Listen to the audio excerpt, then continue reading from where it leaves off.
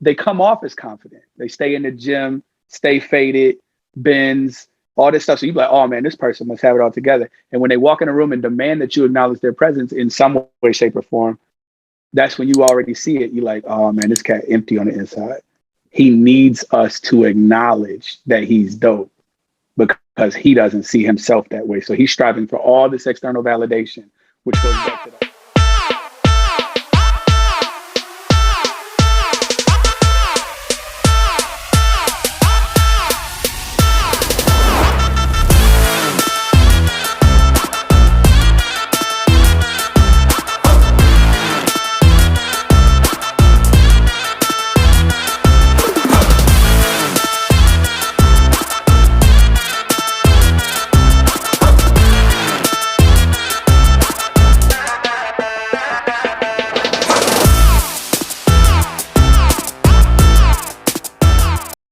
Marcus, man, I want to share this with you, brother. I'm so glad I had a chance to meet you virtually on this panel. I actually look forward to chopping it up with you in person, man. You come off as my kind of guy. You seem very sure of yourself and very confident in who you are at this stage in your life, man. And I just want to encourage you. And I believe you, by the way. I believe that you are confident. I don't believe that I know a mask when I see one. Yours isn't a mask. You've actually grown into this state, and it took work. But I want to encourage you, man. You're not behind the power curve, bro. I can't tell you how to talk, but I'm encouraging you. I'm offering you some very unsolicited advice, but I wouldn't keep saying it if I were you. You're not behind the power curve. You're running your race. All of us have individual. Man, I had my first child at 34, and if I would have had a child at 24, I would have ruined him. I was not ready. Biologically, of course I was. Mentally, I was not in a space where I'd be very unproud of how I raised that young man if I'd have had him at 24. The space that you're in now, the things that you've been able to overcome, the mindset that you're in, even with your own father, the things that you've already become to reconcile. Excuse me. I believe that those were necessary to ensure that you would be the father that you wanted to be on the inside. And then to grow to a space where you love and forgive your father enough to no longer parent as an indirect from him. Like, I don't know how else to say that. Sometimes we like, well, I don't know what kind of parent I'm going to be, but I know one thing I won't be is what he was. But that's still not the proper way to parent. You know what I'm saying? Like, I can't live focused on not being you, because that still makes you the object of, you know what I'm saying? It's just indirectly related. So no, I have to be the parent that God placed in me for this son, this daughter, not better than you were. You know what I'm saying? So I believe that. All of that to say, man, I just believe that you're in a much better space to begin that journey of your life. You know what I'm saying? But all the more, you're not behind the power curve. I think you're going to be, whenever you do have children, man, I think you're going to be the best father that Marcus could ever be from this space. If you would have done it before, you would have spent a lot of time trying to make up for things that you did wrong or mistakes that you made, which we all are probably going to do eventually, but it would have been at a greater magnitude. You understand what I'm saying? And now you get to come from a place of love. So I'm rooting for you, man. Like, you're not behind the power curve, bro. You right on time. And when it's your time, you're going to be A1. And you got a panel of brothers, and I'm sure you have a circle of influence around you in real life that, I look forward to the father that you're going to be. I would proudly let my children come spend a weekend with you and know that they're in good hands and that they're being properly influenced and, you know what I'm saying, and loved accordingly. So let's go, man. Let's go. Life is right on time for you, man. Wholeheartedly. I receive all of that because that has become my revelation during this healing process. That now I'm going to, and because I've always wanted twin boys, and I've been praying for twin boys since I was like 11 years old. But like you said, Courtney, for the longest time, I wanted sons because I was like, I'm going to do it exactly opposite of how that man did. I use more colorful words, right? But as I've been in this healing phase for the last few years, I was like, no, I'm just excited to raise young men, to show them what it looks like for their father to love their mother, to have a solid household so that they can grow up to be young men that young women never have to heal from. They're going to make their mistakes, but I'm not going to bleed on these new lives because they're not the ones who cut me. And so this healing process has been so transformative. But also God keeps bringing men in my life who are in their healing process, and they're showing me how they're doing it with kids so that I'm equipped, because you're never ready for kids, right? Like every parent I know is like, yo, you ain't never ready. But the more you heal, it's like preseason. Like the more you work in the preseason, when game time arrives, you just lean on your preparation and God carries you through the rest. So I appreciate you so much. And see, I received that. And I just want to, since we're talking on Marcus, I just want to share this one thing. And then I know we're about to wrap up. Man, he was. I'll tell you what I'm about to do. Well, then we can keep going. Shawty said she grown. Don't control her Zoom call. Don't forget about back in the days, sis. The toxic traits we used to do to you to get you ready. I'm gonna hit you with this hanger to make sure you tough. Oh Lord. Yeah, we ain't gonna talk about my brother's abuse. I put my sister through a lot of stuff, but she never took nothing from no dude. So I feel proud in that moment. You held me on. Quite justified in the preparation steps. All right, all jokes aside, though, man, I can honestly say Marcus, man, has been a dynamic brother, friend. I call him family. Because I think he's the first male outside of like my uncles and them who actually spoke about me as a parent.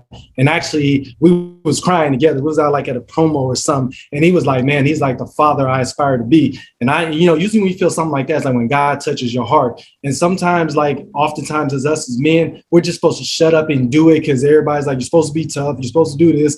Just, you know what I'm saying? You're the man. You're supposed to have all the answers. You're supposed to have all this. So you're just doing, like, you know what I'm saying? And often in that time, I know when Marcus been in my life, I went through my 20s. Like, you know what I'm saying? I was like 21 when I met him.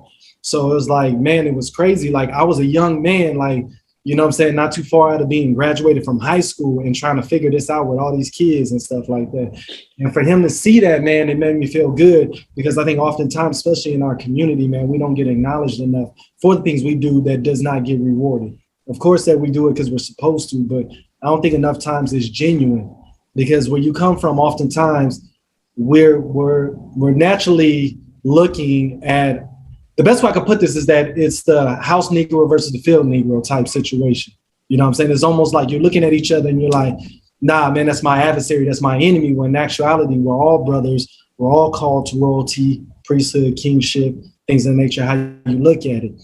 And for somebody else that I've actually could say genuinely from him and another male's perspective that didn't look at me as an adversary or a competition, were ever jealous about any of my successes, but actually gave acknowledgement. So I know that we was talking for a minute. I wanted to tell you again, I truly, truly appreciate it. This man apologized to me if there was anything that he felt he did wrong to me. And he never did nothing wrong to me. And he actually apologized. And that just shows the growth and the things that I've seen over these 21, moving on 21 years now and 20 years. So I truly appreciate you, bro, man. There's not a lot of people I can say who's solid. And I can honestly say you've been solid. If we spend time away, as soon as we come together, it's like we never left. So I thank you for that, for being solid, bro. Definitely.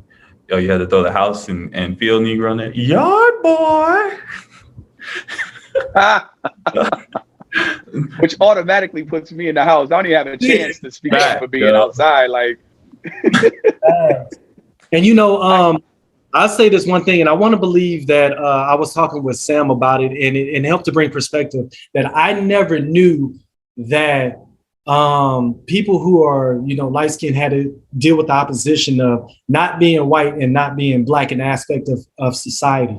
You know what I'm saying? I was like, I never looked like that. I always knew I was accepted in the culture. And I was like, damn, so we got our own people that's in here because there's people who's albino that's full black. You know what I'm saying? That you'll look at them in a different aspect. And I was like, damn. And I was like, at the end of the day, I crack my jokes, but at the end of the day, y'all all family to me, man. I love y'all and I appreciate you. Straight facts. It's crazy to me because when this was mentioned earlier in the call, like it hits home for me because I still remember growing up in South Florida and it was like either you dark or you too dark, you light, you too light. Like there was, and I was like, damn, we really don't even like each other. but it was we don't even accept ourselves. Yeah, of what we were given. We were given that we were never enough. So I remember making fun of friends because they was too light, and they was like, "Oh, well, you too dark." And then I had homies that was darker, and it was just like the perpetuation of that hate was just like ingrained. And I was like, "Damn, this real." And I didn't even realize how hard it was for my light skinned friends because they mix, yo. Like for real, people are like, "Oh, you mix," and they like, "Both my parents black." Nigga, you lying? Like I was like, "Dang." So now as adults, we're like, "Yo." We got traumas that we didn't even know were traumas for a hot minute that have been just boiling over and building up inside of us. And then when you look in the mirror, you still don't see what God sees in you. But then you're like, well, I got to put on this front. I got to show up in the world. Yo, it's wild. I mean, that's going to be a whole nother call. We definitely need to have that conversation for real. I want to King's point, man, I just got back from this annual trip that I take to Montana that is life-changing for me every time I go. But the same thing happened there is what happened here. And here's why I think we have what we have. When people are confident in who they are, like they're very sure of themselves, not to a place of arrogance, but just confident that they are who they are. They're walking out who God has called them to be. They understand. They have a good sense of their own identity, and they're confident in who and what they are in Christ. There is no pissing contest. The only time them egos really manifest like that is when the people aren't confident in themselves and they're continually striving to be something, and they don't even feel they come off as confident. They stay in the gym, stay faded, bends, all this stuff. So you're like, oh man, this person must have it all together. And when they walk in a room and demand that you acknowledge their presence in some way, shape, or form, that's when you already see it. You're like, oh man, this cat empty on the inside. He needs us to acknowledge that he's dope, because he doesn't see himself that way. So he's striving for all this external validation, which goes back to the OG point that somebody made about, I think it was Marcus actually, his dad wasn't there to validate him. And so we began looking for that validation in so many other areas. And for guys, it usually comes off, and I need you to acknowledge my manhood. From other men, I need you to acknowledge my manhood. So much so that if somebody come in the room and say they better than you, you can't just, like, if I know I'm a beast, you can come in the room and say whatever you want. I ain't got to say nothing. I know I'm dope. 100. Preach, Courtney. But if I have to, you was born dope, wasn't you, Courtney? Born dope. Like, you know what I'm saying? But if you have to defend it, no matter what it is, if you got to defend it, you're the tallest, the strongest, I'm the fastest. Nigga, I'll race somebody right now. Like, if you got to do any of that, then it's obvious that you have this deficit. To those who are aware of themselves, it's like, oh man, you ain't got to do that, bro. We love you just as you are. And it kind of brings down that wall. But all that to say, it takes that inner confidence. And when you're sure of that, then you can have this type of transparency. And I posted something recently, but transparency breeds transparency. It's what creates safe spaces. So if I'm willing to share my story or share my heart, then that automatically lets you know that I'm not judging whatever it is that you really want to share but are scared to. So it opens up the space for us to just be 100. And if we can't be 100, we are absolutely wasting time. There's no point in conversations that are inauthentic. They lead to nowhere. So I applaud y'all. I agree. I'm piggybacking off of King's statement, man.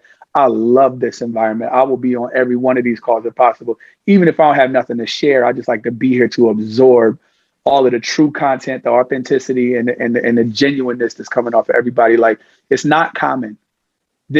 Things like this will make it feel common, but it's not. So I'm glad that everybody actually appreciates what we have here, because it's not regular. It should be, but we're far from it as a society of men. Yeah, and not to turn this into church, but the word does say that the people overcame by the blood of the Lamb and the word of their testimony. The word of their testimony. Come on. And that's something, not making it a pissing contest ever. I speak for myself, and then I can speak now for you, gentlemen, having experienced you, is people will applaud more for you knowing that you were, let's say, you got the underdog, right, who's come on top, instead of you coming in as the Golden State Warriors 3 years in, a row winning, and so I do understand, and I thank God for giving me that revelation, for you to see my fragility and then see me triumph, you appreciate who I am more than for me to come in and holding my trophies in my hand. So I have zero hesitancies to share the weakest part of me, because again, not to make it church again, but God is strongest in my weakness. And I've constantly seen him show up and show out and put me in higher places when, and really catapulting from my lowest points. And so I appreciate being amongst gentlemen who have a similar mindset and similar, position, and being able to share in this way. And it's, for me, guys, this has been amazing. So, skip the disclaimer. Make it church, D. That's what I'm saying. That's what I'm saying. Make it church. We don't need that. Let it ride, boy. Yo, it's good. And I just want to share this because something that is also become trendy outside of toxicity is the conversation of alpha and beta.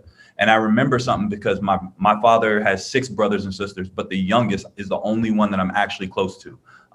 And so he said something to me when I was really young, and it stayed with me for a long time, but it didn't make sense till I became a man that was healing. And he was like, a lion doesn't have to roar for you to know it's a lion. And so I hear these dudes running around and they're like alpha, beta, alpha. I ain't never met an alpha male that had to say I'm an alpha male. A shark don't gotta bite you for you to be a shark.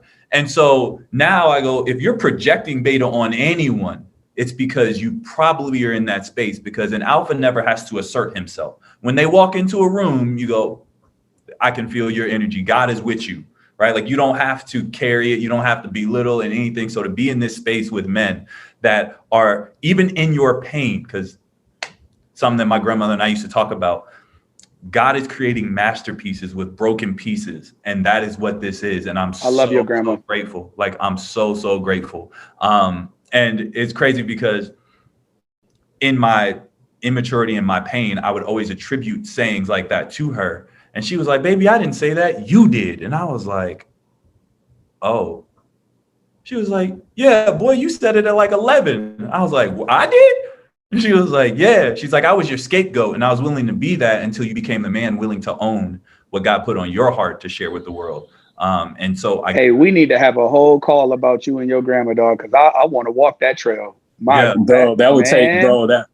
would take like 3 calls, fam. Wow. They would all need to be about an hour to 2 hours each. We need to meet up in person then, because I need to hear that. Bro, thank you very much, Courtney. We need to meet up together, like for real. With it. But I complete, man, and I know we all over the place at this point, but bro, anybody who has to announce themselves as alpha, this is how I equivalent that. I'm the humblest person in this room. That's impossible. You know what I'm saying? Like, if you gotta tell somebody you the humblest, it's arrogant to say that. You know what I'm saying? Like the exact opposite is manifesting while you try to exude.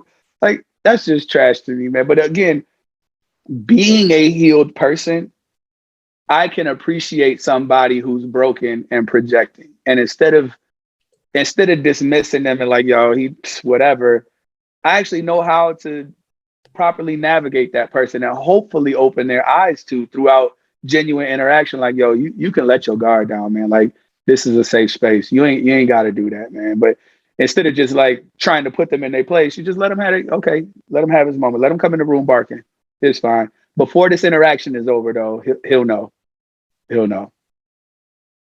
I just want to shout out. I think it was Marcus. I think Marcus, you had said about the underdog, and this is my 10-second thing that I'm gonna say.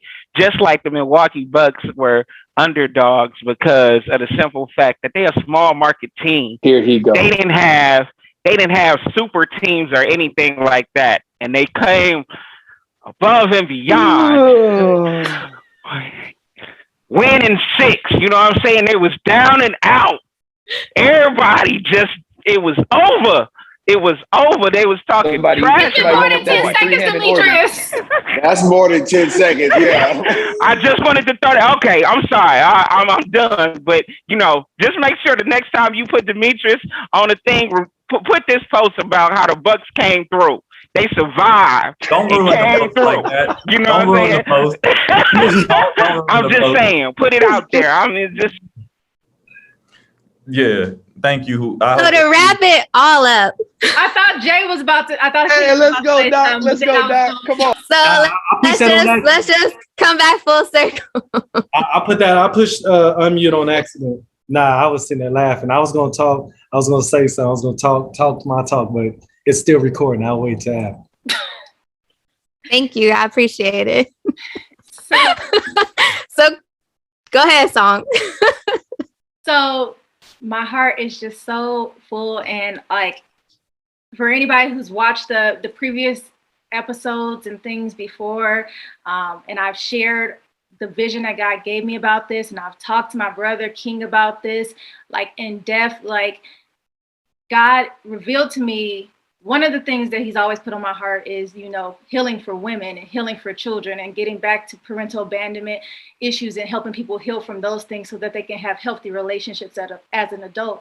But it was around June when I, hit my brother up, and then I was like, I need some guys, because every June I do a message around Father's Day. And I do this message just to show appreciation, and it just kept going. Like I got with these group of guys, and it was just like, no, we have to keep going. No, we have to keep going. And then the Lord was like, healing has to start first with the man, because he's the head of the household. And if men don't heal, it doesn't matter how many women are healed.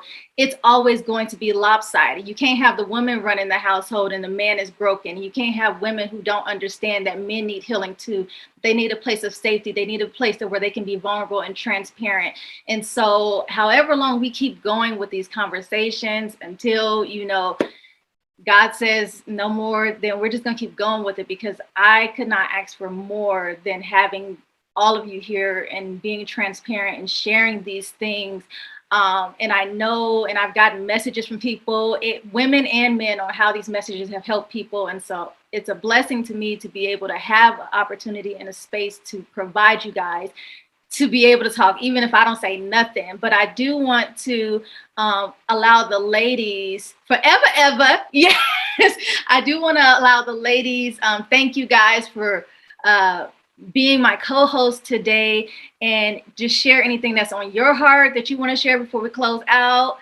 And all right, let me go before the doctor goes. So first of all, this has been such a powerful conversation. I loved it. I felt like I was a little fly on the wall because I really didn't have too much to say. But what I do want to tell you guys is that I'm an intercessor. I'm the prayer warrior. So I'm going to be praying for each and every one of you. I see potential. I see great things on the inside of you guys, and to have this space and to be open and transparent. Not only are you helping men, but you're helping women too. A lot of the people that reach out to me directly, I mean, I deal with a lot of women, are women. They like, wow, men really have feelings too. They really have these conversations. Guys that talk like this. And I'm like, yeah. Men who are still working on healing, because people do, they want to see the finish line, but what about the process? And so what this is doing right now is showing the process, is being vulnerable, is being transparent, is being real, is being relatable, because each and every one of you relate to somebody. And there's some woman that's listening right now that kind of sounds like my husband, or maybe my husband can listen to this, or maybe my boyfriend can listen to this. And people at my church are like, hey, I saw that last recording last month. That was great. Life-changing, changed my life. I mean, to where I'm getting text messages and I'm not even one of you guys. So thank you so much for sharing. Thank you for your transparency. Thank you for being real. I appreciate you on behalf of all of them. That's my public service announcement. They keep talking, keep sharing, because not only are you helping their husbands and helping the men out, they're also helping them to understand how to relate to you. So that's all I want to say. Absolutely. Just to reiterate what Jazz said in song, 100% appreciate you for showing up, speaking, being honest, being humble, coming from a place of transparency, because those places that hurt us, or those dark places that even if we've healed them, they're still very personal, and we still like to shed them and guard them, because that puts us in a position where you're trusting other people to hold those most vulnerable pieces of you, and not, take advantage of them or exploit them. So thank you again, 100% for being transparent, open, and honest, and showing up. Couple of things I just wanted to wrap all together. I think a lot of the conversation ended up turning towards relationships and, failures in relationships, or people growing apart. And I think sometimes in terms of relationships where, toxicity comes into play, is as we grow older, we also grow and change as people. And if you're going to be in relationships with people, whether that's friendships, parenting, etc., you have to learn to accept the new parts of people that grow. And so maybe your significant other never liked basketball before and now all of a sudden is super into it. That doesn't mean that he or she is cheating or has a different weird hobby. Like maybe that's just something that's grown out of them that they want to do. And then again, recognizing, is it that this person's changing and change is uncomfortable and I wasn't expecting it and they just changed? Or is it we genuinely are no longer, healthy for one another and need to be in one another's lives, right? And just embracing the differences and the changes that we all go through, even if it's not traumatic.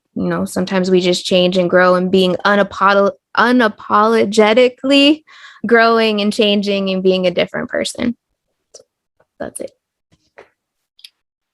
Woo. All right. So thank you guys for tuning in today. Make sure you like, comment, share, subscribe, all of those things. I don't know where you were pointing to, Jasmine. You are muted. Girl, I said hit the bell, baby. Hit the bell. Hit the bell so you get the notifications. Hit the bell so you guys get the notifications. I love you guys. Stay tuned for our next conversation. We're going to discuss what we're going to talk about next time. We still have like 4 questions we didn't make it through, or we might end up on a whole nother topic. Y'all know how we do. But all y'all can unmute yourselves and say goodbye. Talk to you. Bye. See y'all next season. See you next season. Now that you keep talking that much. Subscribe so you don't miss next week's video. He's done miracles on me.